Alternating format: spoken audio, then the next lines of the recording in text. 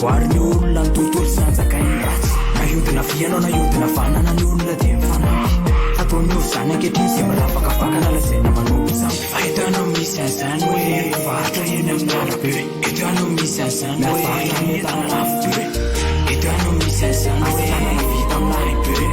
ny akamako sy ny miavako rehetra eto ianao misy an'izany malagasy ny anarana raha tsy misy toizany vidiny be tsy mito fa mifaka azo efana makasiara ianao manana an'izany rendefa arena kasavelolava malagasy ny anarana raha tsy misy toizany vidiny be tsy mito fa mifaka azo efana makasiara ianao manana an'izany rendefa arena kasavelolava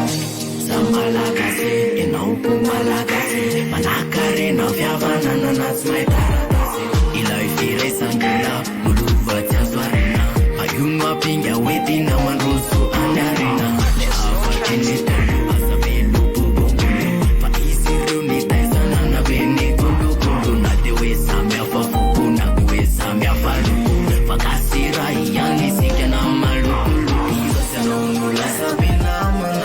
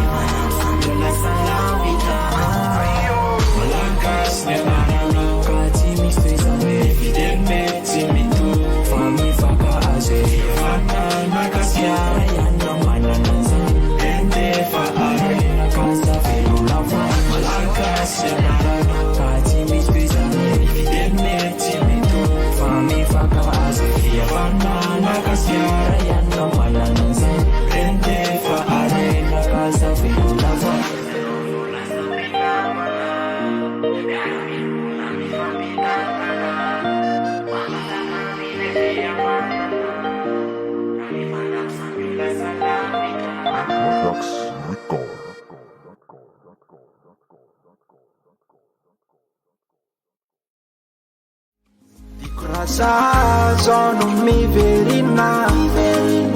Fefaccia fakatazomini taona